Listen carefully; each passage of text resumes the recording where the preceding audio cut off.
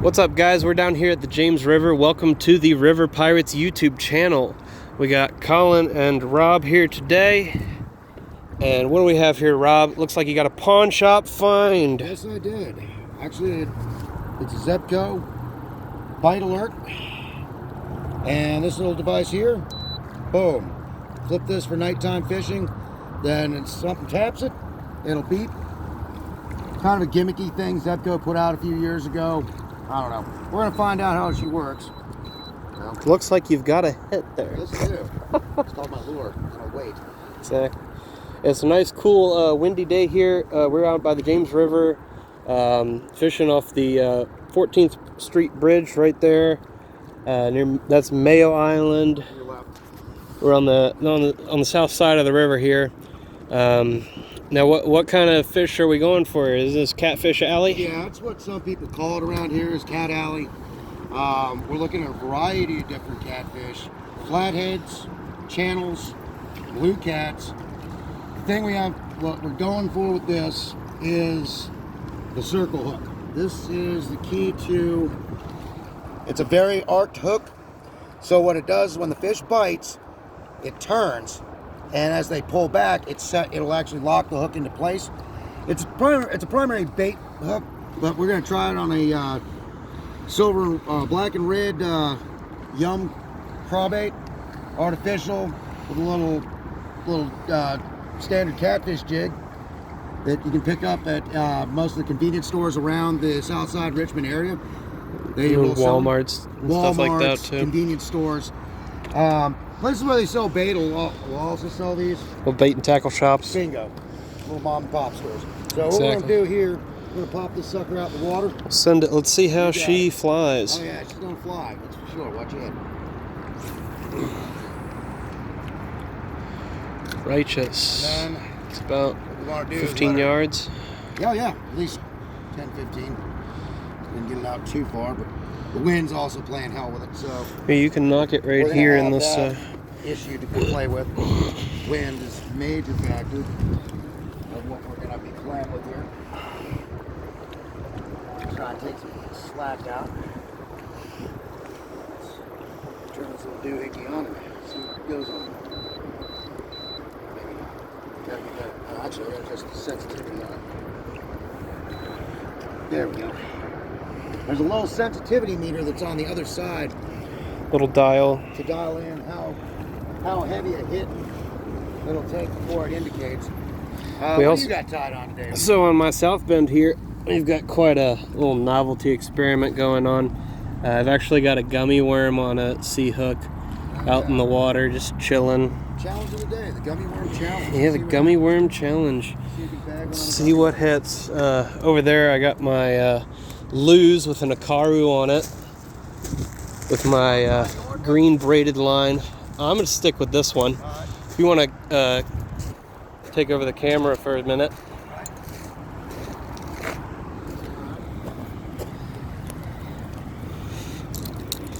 I got this a while back. This is my Lose Custom XP Speed Stick.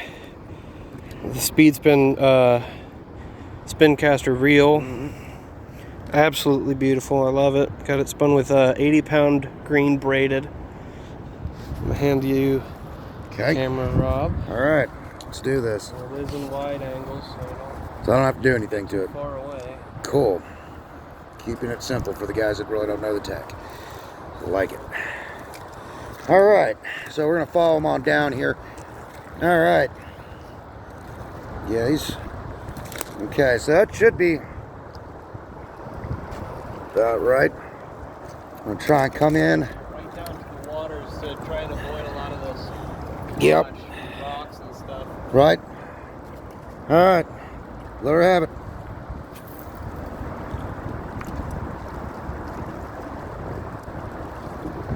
Good stuff, man. Great cast.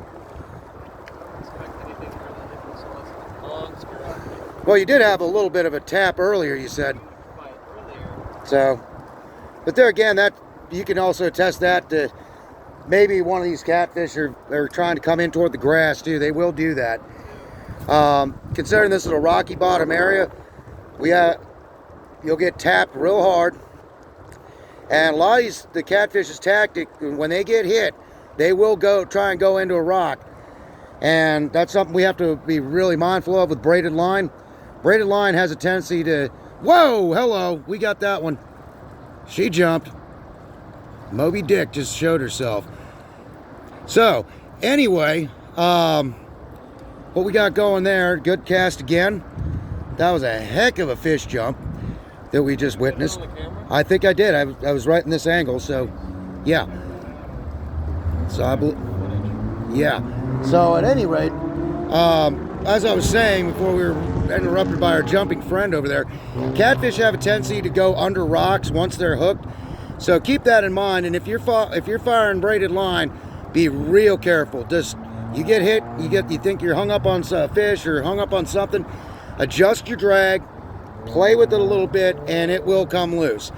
Something to keep in mind. So that being said, we're gonna get to it. Let's get down to it. Get fishing. Let's do this thing up right. All right, y'all. We've been out here for about probably a good 2 hours, 3 hours now, and nothing's really biting. The first major's over for the day in about 4:15. And so we are just about to pack up, but we've switched a few times our setups, and we've got my South Bend over there with some catfish dip bait blood on it, sitting in the water. Same with the Zebco Bite Alert. My Luz has a Berkeley minnow on it right now. I've thrown it out a few times. Nothing really seems to hit it. What are you throwing out right now on the Shimano? I'm throwing Missouri. Missouri? Missouri, red and blue crawfish. We'll try her out. It's got almost like a topwater frog hook on it. We'll get her out of the water real quick. You can see the swimming action it does have. And it really drops because it's like a fin. There we go. It's got a fin to it. And when it hits the bottom, it flips. And this is actually acts like a swim It's got a fin. little joint in there. Yes, it does. And if you notice, this is just like our frogs, the pad crashers, but it's got a Double weedless hook. It's got a double hook, and this is put out by Missouri. It's a Japanese company. Got this at a Walmart actually. So they got them at Walmart. They got them all over the place, but it's real common to find them there. They come in about 3 colors. You got the red and blue. You got a green and gold, and then you got kind of a brown and silver.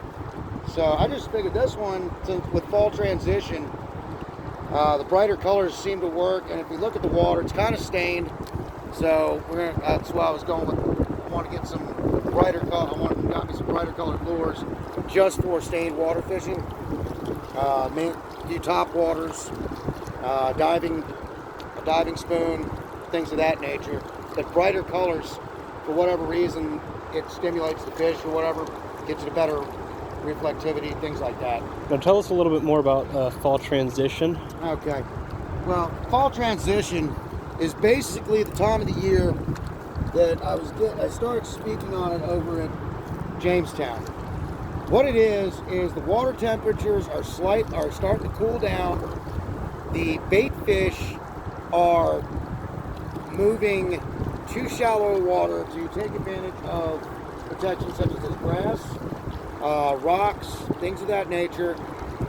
And when the bait fish move, it's safe to say that the predatory fish that prey on them are going to move with their food source. Fish are pretty much nomadic. So as with any nomadic creature, we're going to have motion and movement based on their food sources. So fall transition, simply put, is your water cooling, where your shelves and everything are going to be a lot more action near the grass lines. And as it gets cooler, the deeper predator fish are going to go to deeper water. As we go in toward the winter and transitions and whatnot, this is going to shift, pushing the bait fish to deeper water, the larger bait fish, to where things like muskies, pike, larger walleye, larger bass, if you're lucky enough to be in an area of Virginia that has lake trout, same idea, to even more of an extreme. Lake trout are about the size of a salmon. So, yeah, fish like that are going to go deep in the wintertime, and they're going to start getting a little shallower in the early fall. So, that being said, we're going to wrap this one up. All right, guys. Well, hit that like, hit that subscribe, share it with your friends. If you have anything else to add it to the comments below. Any pointers are more than welcome for us. More than welcome. Never stop learning. Never stop learning. All right, guys. Well, we will see you later. The Jamestown, we were actually there a few weekends ago. I don't know which video will come first, whatever we get edited first. Yeah, but we're going to get to that. That was a double hitter. Start creating that good content. Yep. All right. Peace.